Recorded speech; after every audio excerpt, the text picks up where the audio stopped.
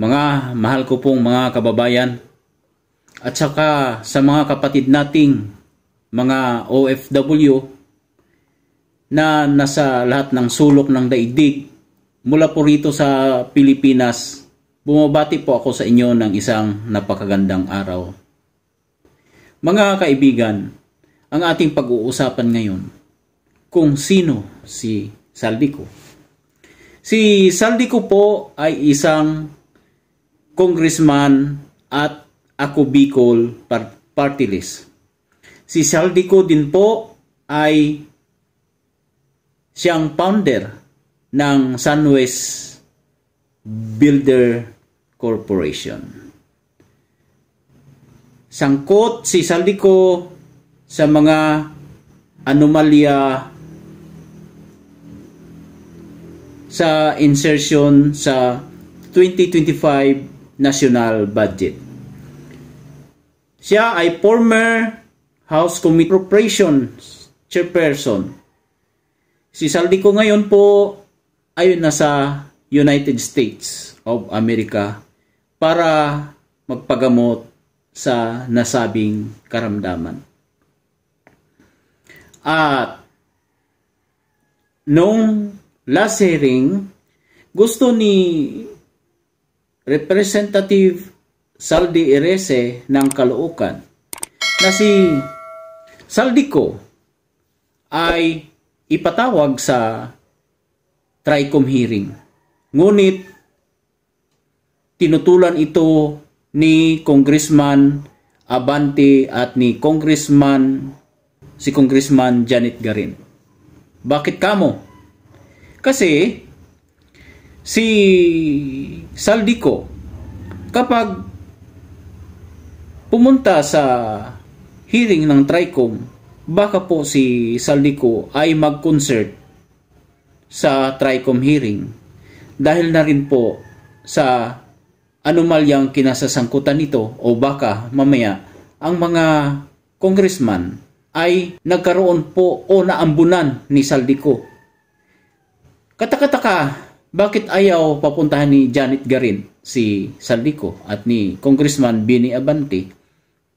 Dahil nga ba si Saldico ay may naambunan o nabahaginan sila ni Saldico ng perang nakulimbat mula sa buwis ng taong bayan. Ngayon po, mga kaibigan, sinabi po ni Congressman Chanco na ang pagdinig sa TRICOM committee ay hindi po patas. Gusto niyo man pong pumasok ron, bumalik sa nasabing paglilitis o hearing, ngunit ang sabi po ni Toby Chanco na baka hindi siya papasukin. Kaya minabuti niyang doon po muna mag-standby sa Blue Ribbon Committee. Ngayon, pag-usapan po natin kung bakit ganun na lamang ang mga nangyaring nakawan sa loob ng DPWH. Lahat, napakaraming project po, mga mahal ko pong mga kababayan, puro ghost project. At ang isa ay kumanta na, yun na nga po, ang mag-asawang si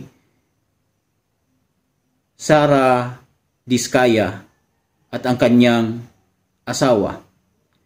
Dahil naiipit na po sila sa mga nag-uumpugang bato at delikado po ang kanilang sitwasyon. Baka po ang mga nasabing mga suspitsado at na mga politiko ay magkaroon po ng clearing operation. Dahil ang isang paa ng mag-asawa, masasabi po nating nasa hukay na. Dahil ang sabi nila, nagkakaroon na po ng banta sa kanilang mga buhay.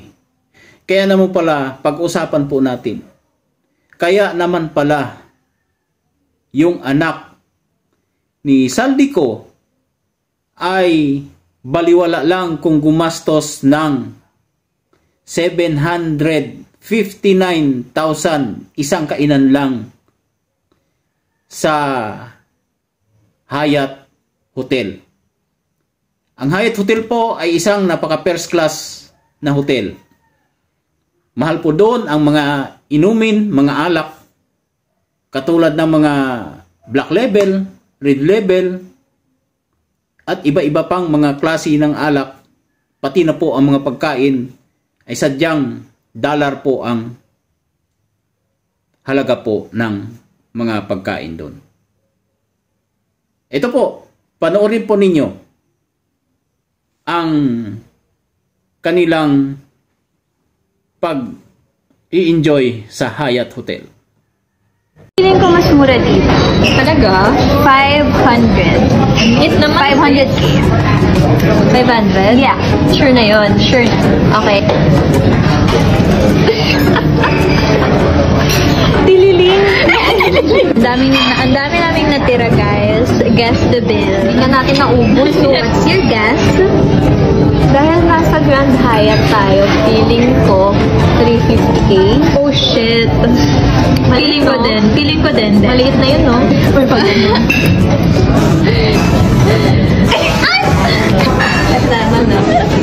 Swerte talaga ako palagi eh. Oh, Excuse me, walang paper ticket. yes.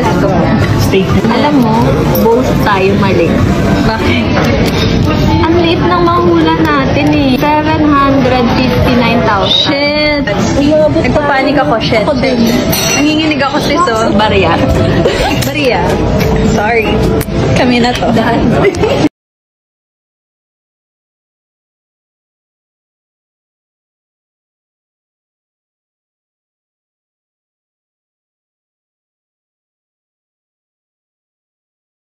Gandol na naman po sila kung maglustay ng pera na buhis ni Juan de la Cruz na hindi nila pinaghirapan. Ngayon mga kaibigan, si Saldico mula nung pumasok ang 28th Congress noong July 28 ay hindi na nakikita si Saldico.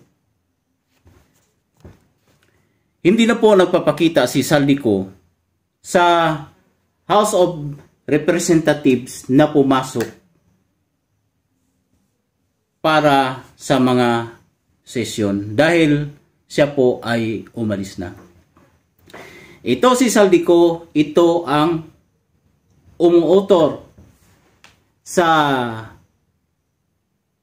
pagpa-impeach kay Inday Sara Duterte. Galit na galit siya dahil sa confidential funds ni Inday Sara Duterte.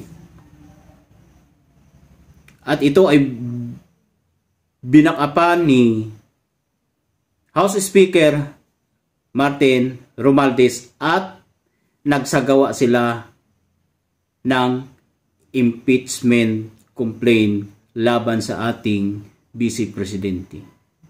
Yun pala ginawa nila yun dahil may malaki po silang inililihim sa taong bayan na mapagtakpan ang kanilang mga katiwaliang ginawa sa mga mata nating mga Pilipino. Ngayon, siguro niloob ng Diyos na hindi mangyari ang kanilang mga kagustuhan.